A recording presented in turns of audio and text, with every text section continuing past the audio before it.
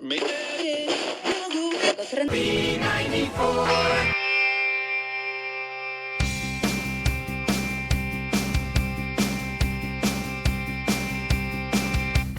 Football is a game.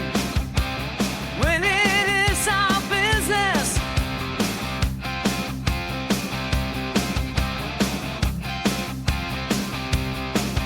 Football is a game. Winning is our business.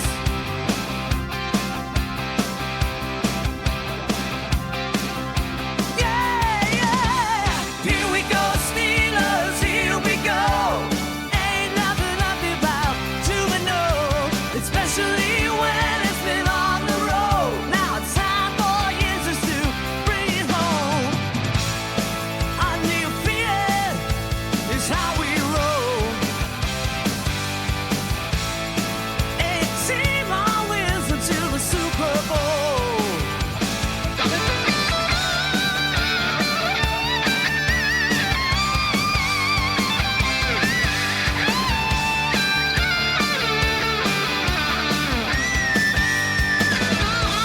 From the dirty south to the mighty arrive, the terrible towers filling up the sky. The bolts are charging into the bird. They're about to face the black and gold surge. Steelers nation rise up. Iron cities in our cups. Iron cities in our cups. Here we go, Steelers, here we go. Ain't nothing about 2-0, especially when it's been on the road. Now it's time for answers to bring it home. Undefeated is how we roll. A team always until the Super Bowl. Come on, here we go, Steelers, here we go. Ain't nothing about 2-0. Here we go, Steelers, here we go. Now it's time for answers to bring it home. Here we go, Steelers, here we go. Here we go, Steelers, here we go. B94. A couple things when it comes to Mike T. Certain things he doesn't want you to see. Some conversations that stay in private. Sports reporters can break his silence. It's none of your business. Respectfully, don't try to enter that kitchen. Just because you think you're missing, you have to take his word when he says.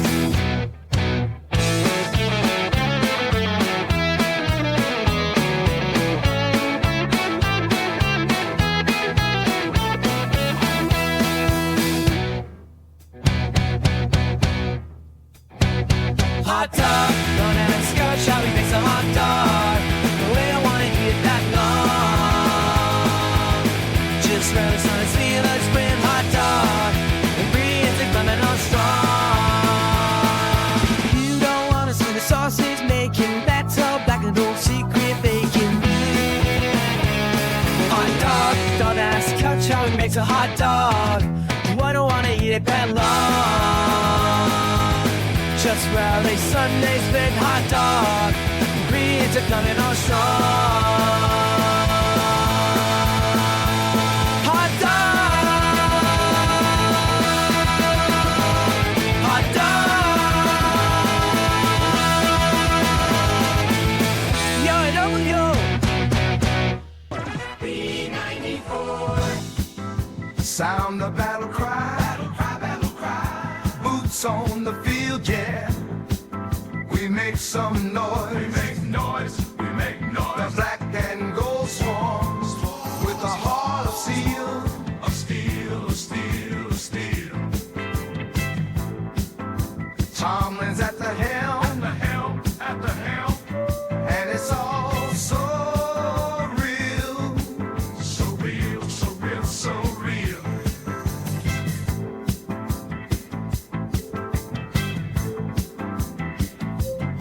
Cause I'm watching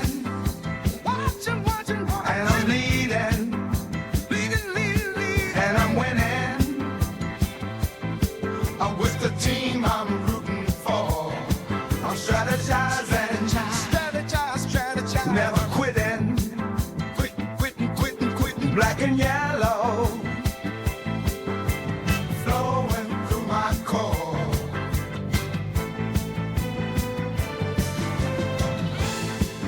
Cause it's crunch time, crunch time, crunch time, crunch time.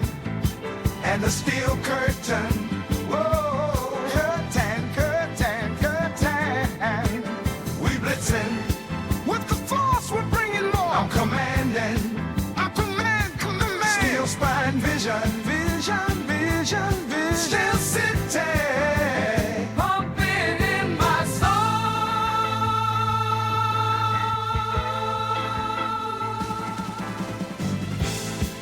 We got the power, power, power in every hour, hour, hour. Pittsburgh rushes in. Here we go, here we go, here we go. Defense like iron, like iron. Positions firing, firing, firing, firing. But we're here to win. We're here to dominate. Yoy! I'm not gonna worry about your level of concern. Yoy and double yoy! We talking about Twitter. Triple yoy! Think of how stupid the average person is, and then realize half of them are stupider than that. Quadruple yoy!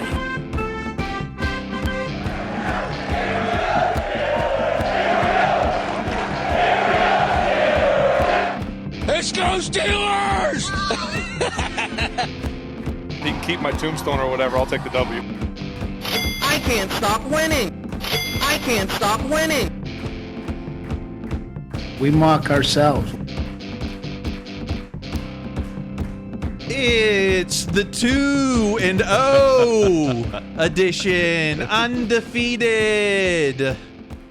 Undefeated in September, which we said was essential win territory. Yes. And here we are, 2-0.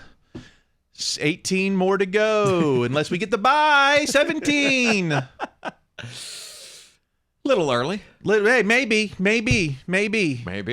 On pace, though. There you go. On pace.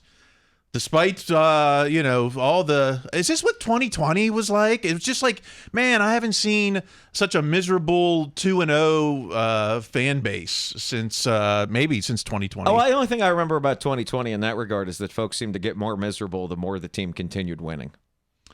Right? Can't, we didn't win the way we want to win. When did we ever? I can't remember a time we won the way we wanted to win. Well, even in a lot of the days, I mean, when the Killer Bees were killer being, the defense wasn't so killer. So a lot of those games were shootouts. Oh, yeah, right. Anton Blake. And who were we crying about? Artie Burns. Oh, man. Yeah. Jarvis Jones. Yeah. None of that. None of that this time. Mm-hmm. 2-0. It's what Jin's talking about. The conversation about the Steelers' social media conversation. Exposing all your hot and toxic takes. And even though it's hoodie weather, finally, it's the summer swelter still on Twitter and beyond. Today... We're going to talk, we got all things to talk about. Do we ever? Maybe this offensive line that everyone wants to see, some people want to give up on. Maybe we'll get some happy takes from the defense. Hey. And et cetera, et cetera. This is... Et cetera. We got to give a shout out to our newest subscriber, Evan Savage, who said, Greg sounds like he's the little brother of great Yinzer Dennis Miller. Thank you. And I would have been even happier to hear that 20 years ago. Right? Like, hey, okay, the Chargers and Steelers, it's like watching Beastmaster at 3 a.m. on Showtime versus watching Beastmaster 2 at 3 a.m. on Cinemax, okay? That was an incredible Dennis Miller joke from 1996. That was very well done. Maybe not the voice, but... No, not the voice, but the cadence and the subject matter were absolutely correct. I had the Off-White album was must listening in my... I had one of the Rants books. Okay, yeah. And we hear that we got a read on where he drinks at Santa Barbara. Maybe we can... I'm ready to do the live show and try to just a chance to meet Dennis Miller out there. And, sure. I'm the only one who was probably a fan of his Monday Night Football era. It's been so long, I vaguely remember it, but that's never stopped me from talking about something on this show before. Yeah, maybe we'll maybe we should try to get him on. Maybe, I don't know. What are the odds? Never know. Never say never, but never, right, Coach? What? Okay. Let's enough caucus. 5 minutes of caucus here. We Evan, our new subscriber, Evan also wants to know, where did you guys get those shirts? I don't know, last week's shirts. I had the double yoy. I get that from a website called believemerch.com. Okay. Where you'll if you search on YouTube, I've never even heard of that. If you go to Still Rebel on the Late Late Show, or we were called LA Rocks on the Late Late Show, you'll see me wearing Jesus Tomlin shirt on the air. Shout out to believemerch.com for that one. Mm-hmm. What do you remember what you had on last week? I don't. I assume it was a different Steelers tank top. I think it was a Yins. Was it say Yins? Oh, Yins. That was actually a gift from my aunt, so I'm not sure exactly where. I'll ask her, and I'll report back next week.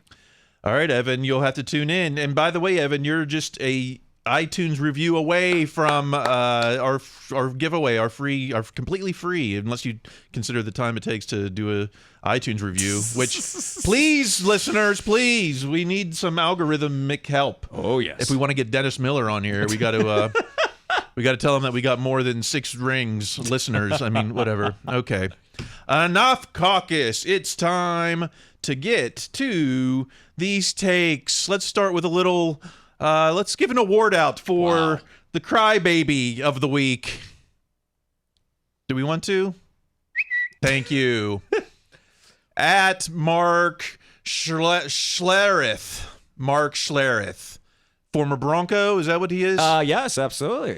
Steelers fans, you beat a rookie QB and a rebuilding team by a 7. Don't break your arms patting yourself on the back. This was after he spent all week saying how Russ is junk and Steelers were going to take a big L to Denver. They were going to lose by 2 touchdowns. That's specifically what this man went on a national platform and said. And then when it didn't happen, did he have the gabagool to say, good game, Steelers Nation, you got it? Nope, he had to double down with this, you beat a rookie, blah, blah, blah, yada, yada. Don't pat yourself on the back. I don't know anyone from Steeler Nation patting themselves on the back after this game. It'd be nice to meet the people that he was talking about. I mean, this would be embarrassing behavior if you're just a regular person. If you're someone that I believe is, if not a Hall of Famer, then at least a Denver Bronco Hall of Honor, or Ring of Honor, this is profoundly embarrassing. Yeah, not a good sport there. And that's just what I hate about all these media and insiders who never can just say, oh yeah, I blew that one, or right. No accountability for these predictions and projections. And it's like, why do we deserve to tune into you? Why do you get a platform if you're just gonna go off the cuff with some prediction and then the next week be like, oh yeah, but you still aren't right. No, you're exactly right. If he had gone on and said, okay, I thought this and this was going to happen, it didn't because this and this happened, and here's what I didn't realize, then you'd be like, oh, okay, that was insightful. I see where that guy was coming from. I see how he made that mistake, and then that didn't happen. But that's the exact opposite of what happened here. He threw one tantrum, and then when things didn't go his way, he threw a separate, completely different tantrum. Yeah, Tantrum City. I want to. That's what I would want to ask these insiders. Why don't they just, fess up? We got Wex is coming out with a book in October. I'm thinking about reaching out, but I don't know if he's be up to that kind of line of questioning. I don't know. Just real quick. I was watching a show when I was on the treadmill, and a guy said the Steelers were going to lose on Friday, and then I was on the treadmill on Tuesday, and the guy said, well, the Steelers beat the Broncos, so now Peyton's on the hot seat, and I'm like, how did you go that far in 96 hours, sir? That's now you're wrong in a different direction. Like what? Oh my! If Tomlin made some of those decisions that Sean Payton did in that game, God. They would be they'd be dittoing pink slips across Steeler Nation. That field goal. Oy, oy, oy. Okay. If we're gonna all right, let's move on. It's time for the people who are mad that we're undefeated. We love Steeler Nation. Love them so much. At Gibbet7 Jacob. when a win feels like a loss, but it's a win, so you got to be happy. The Mike Tomlin way. Does this win feel like a loss? I know many other wins in the last couple years that feel more like a loss than this. Right. No, this win does not feel like a loss, in large part because I remember how a loss feels. Yeah. And when you know how a loss feels, it's very, very different from this. That is, I mean, again, you don't want to be like, you're privileged because you're so used to your team winning a lot of games. But wow. I mean, how does it feel like we led the entire game? I felt comfortable. No major injuries. You know, when we lost TJ, that's like, oh, that feels like a loss. Right. Exactly. Even when we tied the tie against Detroit, that felt like a loss, but never did a win. I don't know. No. I mean, it's look at how high your standards have gotten. A game feels like a loss because the offense sputtered in the second half. Yeah. Okay. Moving on to more sad Steelers fans at 4-1-2er Pittsburgh Lakers. Y'all individuals who don't know anything about football can yell how we're 2-0 all you want. Yes, we're happy for the win, but how can you yell for Canada's head and not be worried now? I mean, is there a point there? It's like, man, we wanted Canada out of town with the 20-something ranked offense. Now we're still like the 29th ranked offense. No, there's no point here whatsoever. And smarter people than me pointed it out. There are guys that are open. There are open receivers, and they're open receivers from the way the play was called. And that hasn't happened in years. And we're leading game. How many times do we play with a lead the last couple years? There's always second half deficits, and we're playing with a lead these 2 weeks. Absolutely, feels so much better. It's completely different. And again, I'm sorry, I'm not going to get too upset about what the offense did in the second half in Denver in September. It's the weirdest environment they're ever going to play in, on top of a mountain when it's still hot. I mean, I swear that's what's beneath Tomlin talking about this whole rotation thing at the offensive tackle, but that's probably for later. Yeah, we'll get to that very soon. At Iceberg NHL, Iceberg, we face Kirk Cousins, washed, ? Well, I don't know. We just saw him with the comeback. Yeah. And Bo Nix, rookie. Let's not get crazy. Maybe a point, but it looks like we might not have to face Herbert. So I don't, I'm not complaining about the QBs we face in a winning campaign. No, you never complain about who you face, and Cousins looks fine. I mean, it's the Eagles, who allegedly have this great defense and are this contending team, gave up a horrible loss to Cousins, who managed to do, and it's not like against the Steelers, he didn't have the ball in his hand with a chance to tie the game late. You're exactly right. That's right. Yeah, everyone who was like, "Oh, we beat Kirk Cousins," but then, it's no one else has yet so far. Yeah, good point. It's the NFL, where any given Sunday, it's just like no one looks back at the dynasty years and saying, "Oh yeah, well we beat a backup quarterback." Right. There were a lot of injuries at the Houston Oilers at the time. Okay, well, there's still some sour grapes at Chancellor Pink. This was one of the ugliest wins of all time in any sport by any team. Didn't we just say that last week? I thought last week was the ugliest game since the playoff win with Boz's 6 field goals. I will give this person credit because they wrote a tweet and they used their own face, and it looks in the profile like they're saying the tweet at the time. Again, I'm never really going to understand what an ugly win is. I don't think a 38-31 game is any less ugly than what we saw here. I cannot imagine being upset by an ugly win. All you're saying is, again, the offense could have looked better in the second half. I'm sure the Ravens and Bengals would love an ugly win right about now. I don't see anyone, I don't see, the Ravens being like, oh, good thing we lost a pretty loss there, All right, one last sad sap from at Chris Mueller, PGH. Chris Mueller, still not going to win a lot of games this way. I don't know. We won 2 already this way. How about this for not going to win a lot of games this way? Pittsburgh has 31 points. Okay, pretty meager. Cleveland and Cincinnati have 35. Baltimore has 43. But Steelers have a 15-point positive point differential, the only positive in the division. So why can't we keep winning games this year? We have the last 3 years. One, you're 100% correct, and two, I found that reading Chris Mueller tweets is a lot easier if you just imagine them being read in the whiniest voice possible. Still not going to win a lot of games this way. Spicoli. Okay. Well, okay. We got enough batting practice. It's time for the big question. QBs.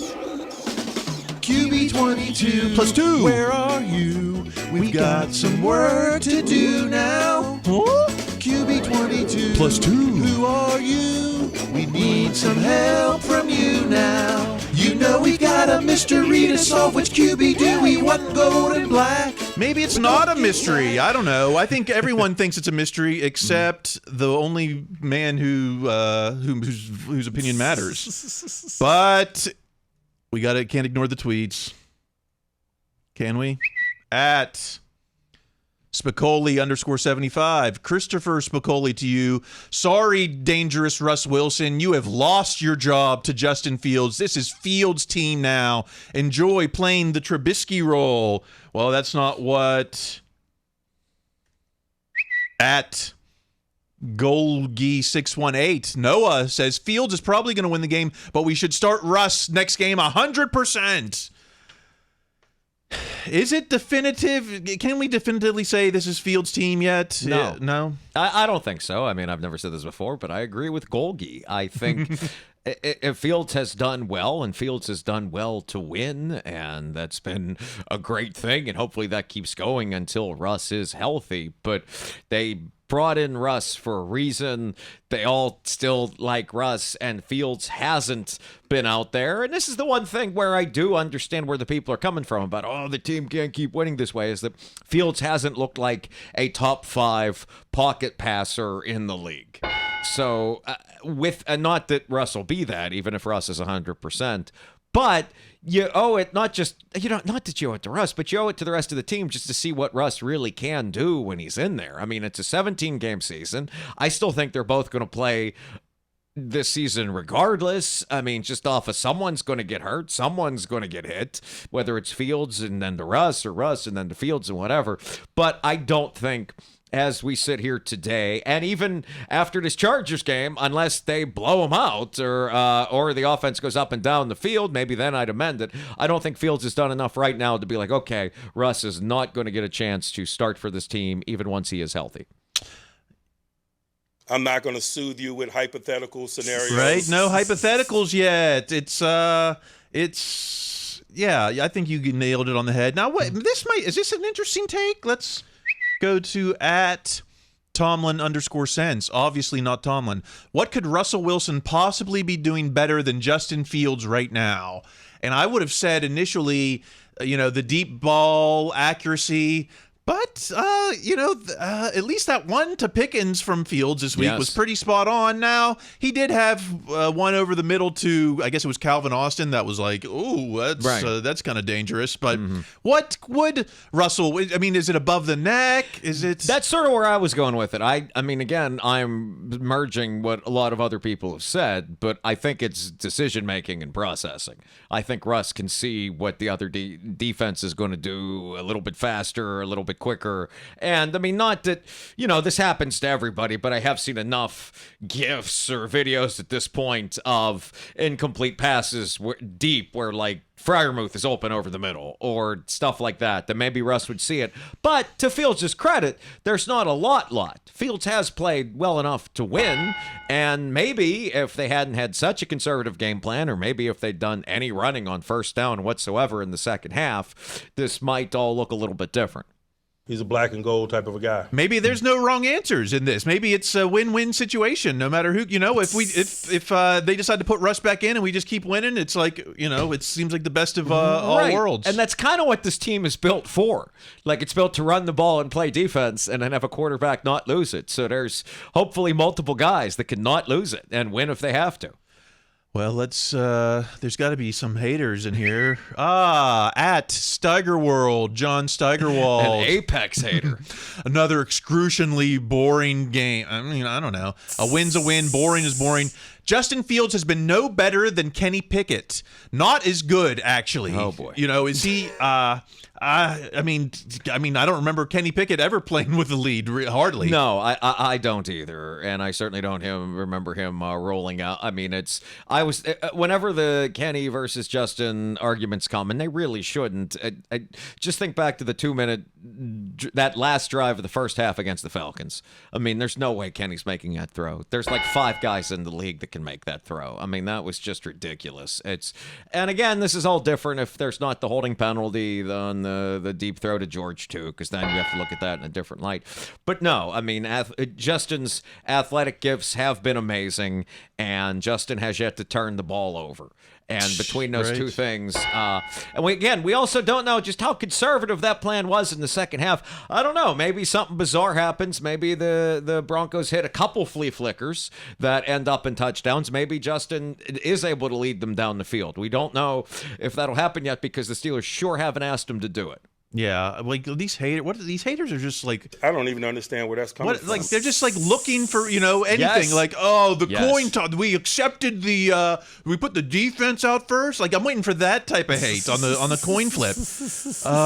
Eventually, I mean, if the team keeps winning, that kind of thing is coming. Well, you can't argue with the stats. At Carter Critiques, Christopher Carter looks left, looks right, quietly approaches the mic.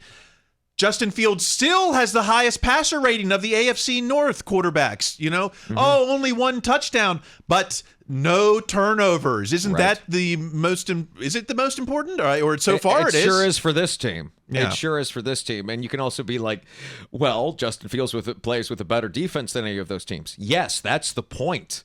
That's a big reason they play this way, is that's this stat. What you're seeing is intentional. This is how the Steelers would like to play. They can keep Justin's quarterback rating up, and they keep running the ball, and the defense can keep playing well. And what you saw in the second half is what happens when one leg of that stool goes out, i.e. the running the ball well, particularly on first down. Then everything gets a whole lot murkier. Yeah. Well, and let's go to who would actually know. Who's an opinion we can trust? How about Big Ben himself? He, the podcast is back, footballing, and 2 weeks ago, or 1 week ago, 2 weeks ago, he said this is Russ's team. But has he changed his mind? To me, if Russ is healthy, I'm sticking with Justin. What? That was my next question. I know. I said it last week I wouldn't. But what I saw today, I think that he has earned and deserves the right to stay there. So that's, that's Ben himself. Now, I mean, I don't even know if he watched. I think he was, I think he said he hardly watched. I don't know. But, of course, Ben is going to side with the quarterback, right? So is that. Well, but I mean, he probably knows Russ a little better than Fields. I have no idea. No, I mean, it's for Ben to say that, it feels intention. I mean, if Ben says it, he means it, and I take him at his word. I mean, I find that surprising, but I mean, there were a lot of positives to take from Justin's game. I mean, that there really were. All right. Well, what's Tomlin have to say about it, or maybe what isn't he saying about it? The take from at Don Cheed 54, Donnie Football. This wasn't the usual smooth and slick Mike Tomlin. This was choppy and felt forced, like Russell Wilson's people prepared a damn statement for him. Probably looking too much into it, but I don't know. It was weird. Uh-oh. That's just dirty rumors. The dirty rumors. Was this was it a prepared? I guess we should. Let's listen to what Coach had to say about it. And is it not the smooth and slick Mike Tomlin that we know and love? As I sit here today, Russ is not scheduled to be a full participant in practice, and so we're ready in a plan that features Justin and his readiness. We'll follow Russ throughout the week. And if his participation gets to a level in participation and quality where we should consider him, we'll delve into that at that time. And obviously, when that happens is a component of the consideration. But But as I sit here today, he is not scheduled to be a full participant tomorrow in practice. What? And so we're readying ourselves around Justin, and we'll stay in that mindset until something else happens. Okay. I mean, it wasn't, he was kind of looking, was he looking down at a piece of paper? I only heard it live. I was on the treadmill, but it was weirdly halting. I mean, whenever you listen to look, I've heard a lot of Tomlin press conferences over the years, and, he certainly makes effective use of the pause, and he considers his words very much so. But that felt almost he was trying to, I could see, you could take it, he was trying to remember something, he was trying to stay, it did seem like longer pauses. There were a lot of spaces for you to put in the stone cold what. There really were. And I mean, it's, look, I love the man, but we're readying a plan that features his readiness is an amazing statement. I mean, that is a lot of words that mean absolutely nothing. So I mean, this is a new situation for everybody. It's a delicate one. I feel Tomlin surfing it as well as he can. I think he's helped by the fact that these are two genuinely cool guys who are both true professionals. But that statement stood out just because of how it sounded a lot less like Tomlin than everything else, including the rest of that press conference.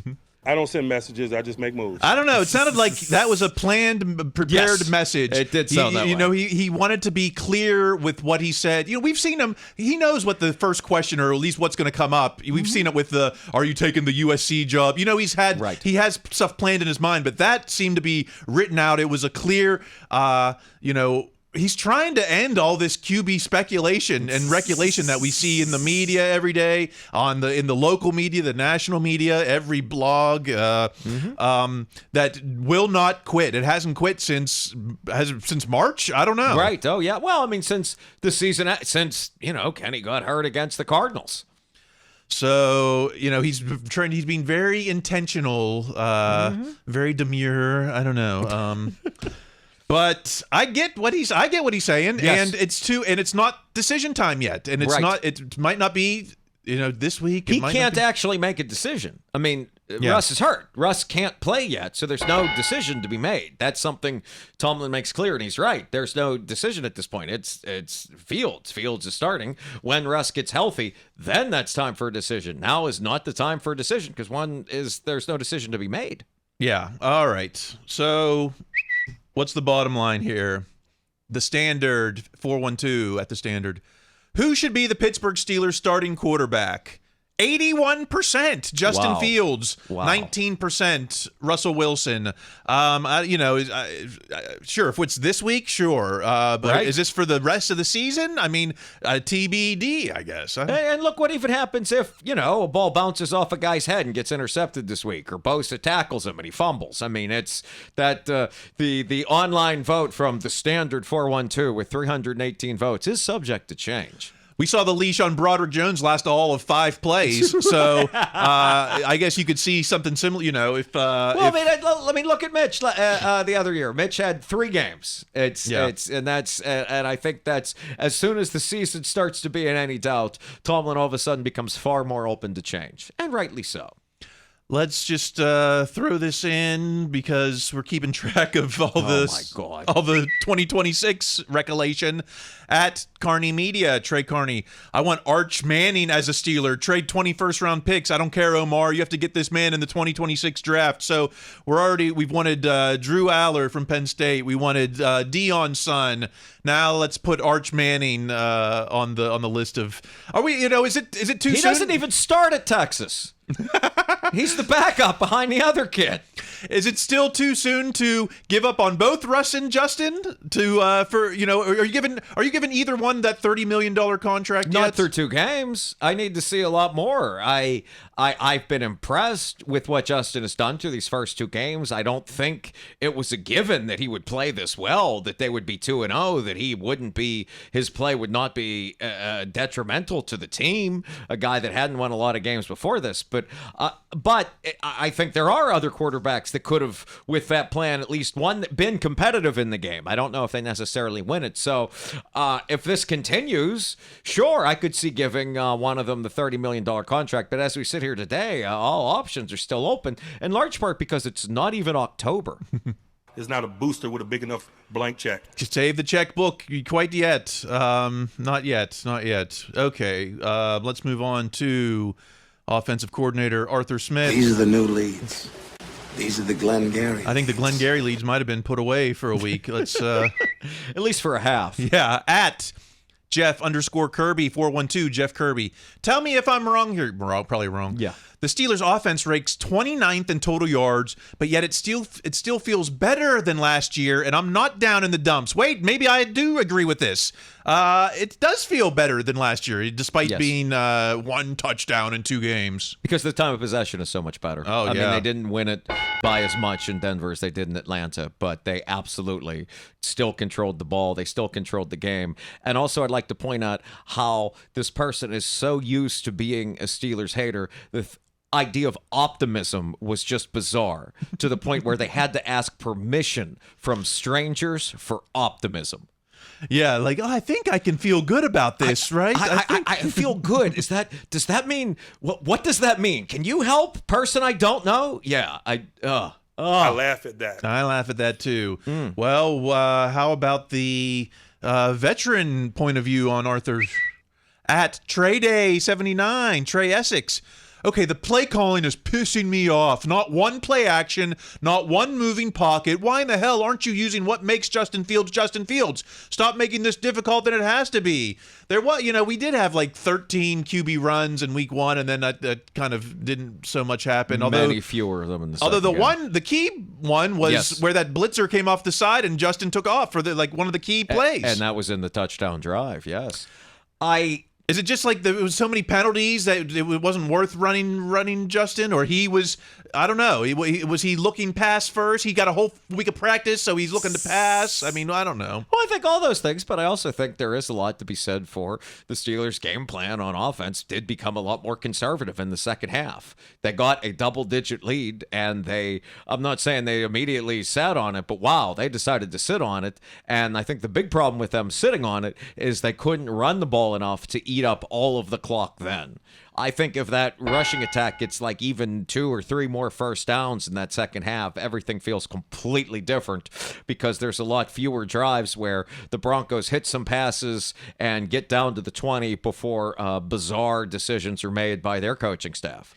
Well, it sounds like you might agree with at Scotty Loss, OG and Berg.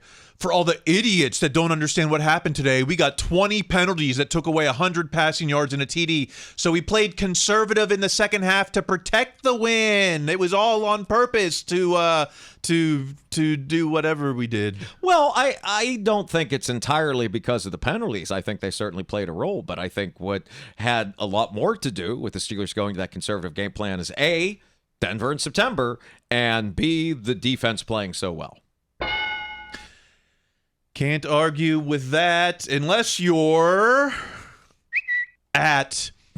Oh, we're back at 412er, Pittsburgh Lakers. Thinking, don't tell me this person's already... They're tweeting during the show now. Y'all, this is another y'all. This guy should say yins. Y'all individuals who don't know anything about football. No, wait, we already did this one. We already did this one, yes. Oh, I was going to say, I thought that I'd be surprised if he... Oh, did I not get another... Okay, well, 412er, you might be off the hook for this second. Yay! Okay, well, let's move on. 412er, you're off the hook. Woo. Let's go to... Okay, well, I'm just scrolling through tweets now. Let's move on to... At Bradley_Locker, Bradley Locker. The Steelers have 0 turnovers through 2 games. This is the first time they've accomplished that since 2005. We kind of already asked, is this the most important stat of all in the offense? 100%, yes. And that was, and if you're looking for omens, that's a good one. And how long can it continue? I mean, is it like the first turnover comes around and it's going to be like I don't know. Oh It's yeah, just- the defense just lays down. I mean, people start weeping. I have no idea. I mean, I don't think it'll be good. And I mean, and I do agree with the argument. I think it's Matt Williamson that made it like a turnover on downs is a turnover. So I mean, they do technically that one in the Atlanta game. It just doesn't count as a turnover. But you have the ball now. The other guys have the ball because of something you did. So it should be a turnover, but it's not. But they didn't melt down then. So hopefully that holds when the first turnover does come. And I think even maybe equally important maybe it's just hand in hand with turnovers. My favorite stat regarding the offense at Alex_Kazora. Alex Kazora. Steelers time of possession first 2 games. 2024 Steelers 67 minutes 55 seconds. Opponents 52 minutes. 2023 Steelers 47 minutes. Opponents 72 minutes. Pittsburgh has had the ball 20 more minutes this year. That's a full quarter. Huge change. And playing with the lead. So, right. I mean, that is a stat I think that can keep up. This is Arthur Smith. This is what you were looking for. I mean, I'd love a whole lot of touchdowns and all this, but man, this is what was necessary. This is the foundation from which to build. This is why that team wasn't winning last year, whereas this team is. We're always trying to get 8 pounds in a 5-pound bag. That's an 8-pound bag. Yes, that's a weight-pound bag there. Yeah, that could be a 16-pound bag. That's a big bag. That's a big bag. All right. But if it's not the offense we're talking about, we got to talk about, the big boys. It's good to see the big boy. O-line talk and talk about ready to give up on a player. At guy_Smiley_man, Guy Smiley. Broderick Jones is really starting to worry me. How long before we can call him a bust? I don't know. He played 5 snaps this season. How, a bust? Believe me, he's going to be needed at some point in the season. He is. It would be the very fortunate if Dan Moore and Troy Fautanu stay healthy and play out the rest of the season. Otherwise, considering Troy's already been hurt so far. Yeah, and he's a rookie. They hit rookie walls. We don't know. Tomlin himself said the reason they were doing that whole rotation, which everyone hated the rotation. Even we don't mind rotating running backs, we don't mind rotating linebackers. Well, those require a lot less cohesion than the offensive line. Okay. All right. But the point is, he wasn't sure about. I believed. Well, I mean, I took Tomlin to mean about. We had a rotation about Fautanu playing. These 2 guys is that 1, Fautanu hadn't played yet, and 2, again, I keep coming back to how weird Denver atmosphere is. That there's nowhere else like it. You get tired more quickly. Here's not just 1 guy that's hurt, but 2 guys that are hurt and both incredibly young. I could see doing something as bizarre as having an offensive line tackle rotation. I mean, I can't see that for long, but I could see this being the one place where it could be worth trying. That is a reasonable expectation. I thought so. Everyone else thought it was just the dumbest thing ever. I thought I didn't have a problem with it. But what about man? The alumni takes have been out there. I feel. Yes, they have. That's a good point, Kyle. At Amanda Godsey. This is in response to something Chris Hoke said. Sorry, I have to disagree with Hokie. I think it's absurd that he's saying he thought Broderick Jones looked uninterested in training camp and during the practice against the Bills. This is a really serious charge to levy against a player. It's also completely subjective. He's not in it. He's not at left tackle, so he's not the starter. He doesn't want to be out there. It seems like he's been saying all the right things. And he's got to know. Someone's got to be in his ear saying, look, if the worst case scenario plays out this year, you're still probably going to be the starter next year because we're not giving, you're not giving Dan Moore the contract yet, are you?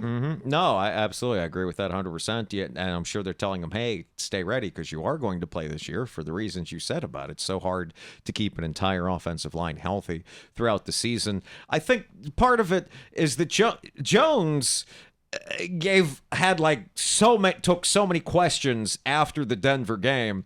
And so, like, depending on which reporter you talk to, there were the reporters where he said defensive linemen flop and refs make mistakes, and everyone's like, oh, he didn't take responsibility. And then there's other interviews where Jones did, like, right at that same time saying, like, yeah, I need to play better. Like, so there's this, it depends on which Jones interview you saw. Then I don't know, I keep coming back to the guy's hurt. It's hard for me to get anywhere near approaching this guy's a bust. Why? Because I saw him play well. I saw how much better the offensive line played last season once he came in. Sure, he wasn't a great pass blocker yet, but man, did they run the ball better. So it's harder for me to say this guy's a bust when I've seen him already succeed in the National Football League. I've trained myself to hate it. Hate all this, 5 plays, and they're like, oh, get this guy out of here, ship him out. First round, we traded up to get him. Right. It's like, this would be an indictment on Omar Khan, if anything. Mm-hmm. Some people are like, oh, Tomlin screwed up his development by switching him from here to here. And I don't buy any of that. I don't know. They saw him as a genuinely moldable piece. And I think a big part of why he has had struggles to this point is that he's played so little football. I mean, he really, really has. He's younger and less experienced than Fautanu by a lot. Also, this Fautanu may just be that much gooder. Mm-hmm. Says at Blitzberg PFF named Troy Fautanu player of the game. And what do they have to say? First round picks allowed no pressure and went unbeaten in 29 pass blocking snaps. Fautanu was also beaten on only 1 of his 26 run defense snaps. So that was his first NFL experience, and he's player of the game according to now my favorite analysts at PFF over there.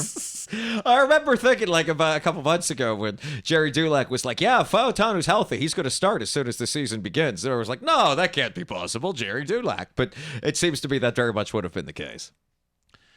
All right, gosh, we're going so long just talking about those things. Let's move, but there's still more offense to talk about. Mm-hmm. At Essence Brown. Essence Brown. Najee is not the answer. When y'all ready to have that discussion? A lot of y'alls for Yinzer country. Najee's not the answer. Now, okay, so he had 17 carries, only 69 yards. Now, for the season, he's only had 139 yards in 2 games. That's a 3.8 yard per average. Najee's have a 4.7 yard per average. But, man, everyone, the response was that, like, yeah, Najee was tough and he really helped us. The numbers might not say it, but is he balling? I think he's balling enough. I don't know. I think the problem is that Najee it can't really take over a game. And I think part of that might be this offensive line that does have, like, moments of being really good, also is still, the 7th-round pick guy who's doing fine for a backup, but the offensive line isn't taking over the game, and I think that makes it harder for Najee to take over the game. He's running hard, but that second half was tough. And I also don't know if Jalen's 100% yet either, because he hasn't run great either. That is, we haven't seen, Warren's only had 9 carries, right? Mm-hmm. So it's, and we haven't had I guess we have had the chance to put the game away that way, but we just have not. Penalties. Mm-hmm. How about at J Lips Watson 23, Justin Lips Watson? The wide receivers not named George Pickens are really, really bad. The offense has been able to overcome this with some savvy play by Justin Fields, but they're not going to beat good teams with one viable wide receiver. This has been the critique all 2 weeks so far. Yes. No one has stepped up. Last week 1, Pat Freiermuth was the second leading receiver. I don't even know. I have no idea who it was in this game. It might have been Darnell Washington. I don't know. But yeah, it's George has been a great one receiver, which I don't think is something we could have assumed going into this season either. The Steelers needed that, but so far he really has been. He did great against Patrick Surtain. Surtain, and there's not going to be a better corner they play this year. They may play some better defenses, they may play some better design defenses, but they're not going to play a better cornerback than the one they just saw. Yeah, we might play some better defenses in just about 3 days or so. Yes, that as well. How about at Scott Barnett DFB? Scott Barnett. No player has impressed me more this season than George Pickens. He's ranked top 6 in average separation score in both week 1 and week 2. He's an alpha. The breakout is real. He's fully arrived. But I don't know about a full arrival. I know we've had some flags, but so far he's got 8 receptions for 114 yards, 0 touchdowns. That's a pace for 969 yards. I wouldn't call him fully arrived with that kind of well, projection. I mean, and the penalties were pretty major. I mean, because that would have added at least 1 touchdown. Also, I mean, he is carrying the air game. There's no one else to throw to. The entire passing offense has to go through him. And this is a lovely Twitter thread for those of you to click on if you do decide to read the comments, because this gentleman came up with the, what is it? What was that? The alpha separation selection or whatever it was, and then uses the acronym throughout the thread. So he's very much like George Pickens is number 1 in this, and it was just cracking me up. He's all separation team 2024? Something like that, yes. Well, he didn't see the tweet from at Throw the Damn Ball, JF Fort Gang. Average separation generated for a QB so far in 2024, along with their accuracy rates. So we've got on the x-axis average separation, and Justin Fields is in the negative. Can you have negative separation? I think negative separation is what happened on that questionable pass to Calvin Austin. Justin Fields is above average for accuracy so far, so that's a plus. Yes. But negative average separation, that's very that's a damning stat, I think. Yes, I don't know. Yes, it is. It's an indictment of the wide receivers they have. It really, really is. Only Carolina has worse separation there. And we know what's going on in Carolina, where they've already benched the number 1 overall pick. Yeah, it's Andy Dalton season in Carolina. So glad I picked up DJ in like 2 of my fantasy leagues. Okay, what about where are we at here? We just did average separation. Let's just do one more thing on receivers while we're talking separation. At Mazursky 8895, Baku, Khan, bring him home. It's a picture of DJ. The rumor was that Carolina's ready to move on from him already. I saw that. What if you could get him for a 6th or 7th round pick? I'd do that provided that he actually wanted to be in Pittsburgh and that they wanted him. I mean, it really wasn't, that it really was an amicable breakup. I would also love to do that for that other receiver in Carolina. What's it, T-Line? I don't know how you say it. Adam T-Line, I think it is. Oh, yeah. But yeah, I mean, as soon as somebody's ready to give up on the season, the Steelers will be more than happy to take your number 1 wide receiver for pennies on the dollar. Are we still in the market, or are we riding with the? We've elevated the one guy from the practice squad to the 53. Yes. We brought back James Daniels. We'll talk defense and special teams in a bit, but are we still in the market for that? I think so, just because of all the stats we've just said for the last 3 minutes. We bring in a guy in week 8. I guess, hey, moving trains. Well, also, too, you're not asking him to be, the number 1 guy. You're not asking him to diagram the entire offense. It's, here, you run over this way, and worst to worst, hopefully you draw someone away from George or Pat. Let's talk about some things we can't argue about. He's heating up. Like our hot defense. That's right. At AJ's Hot Takes. Pittsburgh has the best defense in the league, and it's not close. Well, statistically, Steelers are 5th in total yards, 5th in rushing yards, 14th in passing yards, 2nd in points, which is really what matters, right behind the San Diego Los Angeles Chargers, right. number 1. And I feel that gets an asterisk because the Steelers have yet to play the Carolina Panthers. Or the Chargers. No, we haven't played the Panthers. That's what I'm saying. Yeah. The Chargers got to play the Panthers. Oh, okay. I feel like that is almost some kind of defensive stat inflation. But we did play we played the Broncos. Yes. So. Yes. But played the Broncos at home. What does this say about us? Man, why aren't these tweets coming in order? Well, let's bottom line is, we've given up 16 points in 2 games, and it hasn't been that strong of a defense since Tomlin's first year with which we won the division, Yes, absolutely. Okay, how about to the defensive line? By Josh Carney. Steelers defensive lineman Cameron Hayward generated a game-high 6 pressures on Sunday. Had the key pressure on Bo Nix's interception by Corey Trice Jr. Veteran looks darn good in 2 weeks. That's right. He hasn't showed up on the stat line, but I mean, hey, pressures is a defensive stat. Oh, yeah, and also that's a big part of that was something else I know people were mad about. Oh, they didn't get that many sacks on Sunday. No, they were in the Denver backfield a lot. Bo Nix is, if nothing else, a mobile quarterback. He's very fast, and he has a good release. So, yeah, that's how he got rid of some of those passes, and they were going absolutely nowhere. No, they hit him like 7 times. I will take this is, and this isn't a pressure win rate. This is an actual pressure.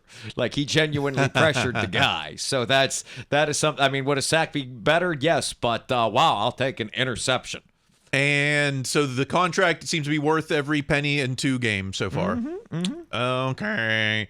Let's move on to linebackers. At the first Mr. 1492, Philip R. Columbus. Having watched 2 Steeler games so far, I'm not sure Queen is the difference maker he was made out to be. Not showing up on the stats. But can we? Is it too soon, or have we far too? Or soon. have we seen? Is he doing other things that we're just not seeing? You beat me to it. That's exactly what it is. Somebody posted a clip today. Maybe it was Gazor, maybe it was somebody else, and it was Queen running step for step with a wide receiver, and the ball went somewhere else. The Steelers haven't had that since Prime Shazier. There's been nobody that can run with any wide receiver, even the worst wide receiver they couldn't run with. So no, has he made a big game-changing play yet? No, although I would say batting down that pass on 4th down wasn't bad, but again, that pass wasn't going to anyone in a white uniform. But yes, no. I also assume he's not 100%. 2, there's one ball. And the defense isn't out there all that much because they've been playing well, so there aren't that many opportunities for everyone to be a star. I am not worried about Patrick Queen at this point. He's a black and gold type of a guy. He's looking forward to Sunday because he wants to hear Renegade for the first time. And I'm just like, you know what? I want to play with a lead. I don't love to not hear Renegade. How about not needing a Renegade? Have we ever sat out a Renegade because we had the lead so bad? Absolutely. Or not that they have the lead so late, but that they're up by enough points. I mean, if they're ahead by like 7-10 in the 4th quarter, they're going to play Renegade. Yeah. But if you're up by 14 with like 6 minutes to go, I mean, then you have the Renegade debate. Then they'll usually play it anyway because, I mean, at this point, come on, you want to come and experience it. But, if they're up 3, but if they're up, 20, you're not getting Renegade. I'm not going to soothe you with hypothetical right, scenarios. Okay. We're going to get Renegade, I imagine. And it's up to Queen to be the one who, Renegade. We know that there's a Renegade factor, right? 7%, I believe we told you last season or 2 years ago. I can't remember now. 7% boost in, or 7% better chance of a turnover or something. I remember Larry Foote getting that turnover against the Chargers in the playoffs on the way to Super Bowl 43 right after Renegade. All right. If Queen isn't the guy yet, how about at Tommy Jaggy? Deshaun Elliott signing has been everything Steeler fans could have hoped for. Elliott just has a terrific feel for the game through 2 games. He looks like the best offseason decision Pittsburgh has made in 2024. Is that a legit? That's not crazy at all through 2 games. He has an interception in the first game, and he absolutely just ends a Denver drive with this run blitz where he gets to the running back. I mean, he pops off the screen each time you see him. So yes, Deshaun Elliott has been great so far. Okay, so Cam is great. Queen is great-ish. Deshaun Elliott is great. Who are we forgetting? At Gage_returns, Fields Beta. Join me in welcoming the newest member to JPJ Island, Cortland Sutton. 1 catch, 26 yards. That's an addition to Drake London. Oh, Drake London. Yeah, 2 catches, 15 yards. So, but there were 3. Was there 3 penalties on Joey Porter? There were definitely at least 2 I can remember. Yeah. And, I mean, but we said that when they drafted him, that's going to happen. I mean, he's all over these guys. It's, he plays a very physical brand of secondary, and you're going to get the penalties, but you're also going to get Drake London not moving up and down the field for a game-winning drive like you saw the other night. And I can't tell you who the Chargers receivers are. Is it Mike Williams? I don't even know. He went to New York because remember the Steelers said, "Hey, you're going to see the Jets on Wednesday. Come see us on Thursday," and then he never made it to Pittsburgh.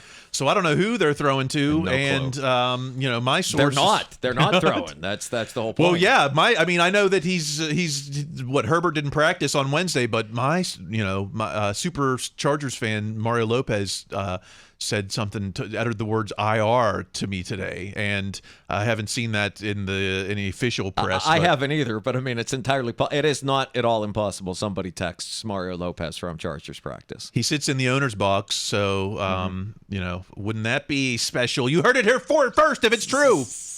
Okay, who else are we forgetting in this defense?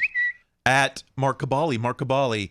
13-6 final. Very well could have been 13-9 or 13-13 if Trice doesn't pick it off in the end zone. Is that your game ball from week 2, Corey Trice? I would consider giving Corey Trice a game ball anyway for everything that he came through to play in this game, and then to make probably the biggest play of the game. I would absolutely give Corey Trice a game ball. But hey, he's not just out there as a feel-good story. He's playing. He's making plays. He's an important part of this team, and what a find in the 7th round to have a guy that comes in and makes impact plays in a game and is a good backup, if not potential starter someday at the cornerback position. That is a big win so far, having Corey Trice. We can't get everyone on the field. Geesh, between Montrevious Adams and Ogunjobi, Cam, and Peyton Wilson, and Landon Roberts is coming out of the game, and we've got Trice and JPJ and Deshaun Elliott, and Casey had a pick. Dante Jackson had a play, yeah. It's like we can't play enough people. It's the ESPN cover is going to be a gatefold right, this year. Exactly. And look at, and Minka hasn't made the big turnover yet. He hasn't had to. That's the same way I'm starting to feel about Queen a bit. So, yeah. And for everyone who says, ew, ugly wins, let's even talk special teams at FD Sportsbook, FanDuel Sportsbook. Chris Boswell has scored more points than the entire Giants offense in 2 weeks. Yeah, sure, would rather be winning 2-0 with Boswell than being are they 0-2, the Giants? But they have such a good wide receiver, that Neighbors guy. And apparently he is very good. But yes, this is why, this is another reason that tanking doesn't work. They had a pick in the top 6, and they're still 0-2. Yeah, do you think they regret letting go of Barkley at this point? I guess. I don't know. He dropped that ball on Monday, and that's as big a reason Birds lost as anything. I mean, it's just, again, it's just been a tough week for the people that said you got a tank between Trevor and Tua and Burrow. And although Burrow played well, they just lost to a very good team. But yeah, it's one more reason, kids. Remember, tanking, not even once. Nope, not unless you can get Lemieux. Oh, the band is on the field. The band is on the field. We're gonna hear some Renegade in a couple of days now. All right, some odds and ends. I know this is a longer, it's just about as long as it's ever been, I guess. Right. Some odds and ends, starting with at Chris Muller PGH. Chris Muller, let's just get down to brass tacks. Are the Steelers a good team? 57% no. Yes, 43%. This is come on, 6-4. No, this is not a good team. 2-0. Haven't been 2-0 since 2020. It's just like I mean, what's a good team then, you know? Well, first, again, you have to apply the Chris Mueller rule. Are the Steelers a good team? And also, too, I mean, and that's immediately what I thought of. If you were someone that follows Chris Mueller on Twitter unironically, then you most likely do not believe the Steelers are a good team. But no, this is asinine. I mean, it's a good team. There are 9 teams right now that are 2-0, and I'm going to go on a limb and say a majority of them will make the playoffs. So, yes, a good team is the one that can win the games in front of it. I mean, look at the rest of the division. Are those good? I guess there's no good teams. Right, then yeah. Because The division fell off after being the best division ever last year in 2 games. It's fallen apart, sure. And speaking of play, is it too early to think playoffs? Yes. Playoffs? The answer is yes. Yes, Well, yes. at Chiefs receipts, every NFL team's odds to make the playoffs after week 2. Steelers' odds of making the playoffs, 76% after week 2. Give me that all day, every day. Yes. Oh, yes. I would love that. This feels like the cold, clammy hand of ChatGPT, but I'm not sure where those odds are coming from. But yeah, I'll take 76%. If someone had given it to you before the season started, it would not have been at 76% even through the AI. I mean, every prediction was 8-9, 9-8, 8.5 or wins. Or falling even further than that if you wanted to really make a splash. Yeah. All these projections and recollections, none of it matters. 2-0. Yes. And I know we're playing the best defense in the league coming up, and Bosa is back in practice. You know, they haven't had Bosa, right? So he's back in practice. And Justin Herbert might not be there. We might get Nick Easton as their quarterback. I think it's Easton Stick, actually. Easton Stick. Sounds like. But they can beat Herbert if he's there too. I mean, this should be a good game, and it might not be the highest scoring one, and it might also be over quick. Wouldn't that be? I'd love a quick game, and just let's run the. They run the ball, I think 44 times last week. They run the ball too. Oh. Ooh, 3-0 would be so nice. 3-0 would be pretty great. Against the Chargers too, and that's 2 in conference. That'd be a good start. At least 2 games up on the rest of the division, and oh man, this is everything. You know, what's there to be hateful and spiteful about? This is turning out to be everything that we wanted, except for 30 points and 5 touchdown games. We want to be the Saints who scored 44 points. Well, guess what? The Saints are going to lose some games too. I was going to say that could fall apart at any moment. We want to be, anyone else? I don't want to be anyone else in the league right now. Is there a team I want to be in the league? I don't know. Chiefs could have lost that too. They could have lost both games very easily. All right. Well, I think that's what we've been talking about. 2-0, on the verge of 3-0. I don't want to jinx it. So I'll just say that we gotta play. We gotta play it. There you are. And what you need to do to not jinx it is to send in your iTunes reviews to us. Right. Keep listening. I appreciate it. I don't know why the YouTube numbers are down, but I guess you guys don't know what am pretty. We got to get a girl in here or something. Maybe we can get a female Steelers fan. That would help. Yeah, I mean that would be a good thing to have it not just be the two of us, but someday we'll put that on the list. We'll add Dennis Miller and a girl at some point. Dennis Miller on the wish list. We're gonna manifest these things. Dennis Miller. That's how you know we're in LA. Yeah, girl. I want to get more interviews, more players. I know I've got this Heinz Center historian. That we'll bring that at some point. That's great. That could be kind of evergreen because we're talking a lot about the same old Steelers era. Great. I don't know. I'm trying to get what's his name, Tom Moore or whatever. But he's not getting back to me. I guess he's still in it. He's got a job with the Bucks. I guess. Well, I don't know. That seems like that would take up your time. The Tampa Bay Buccaneers.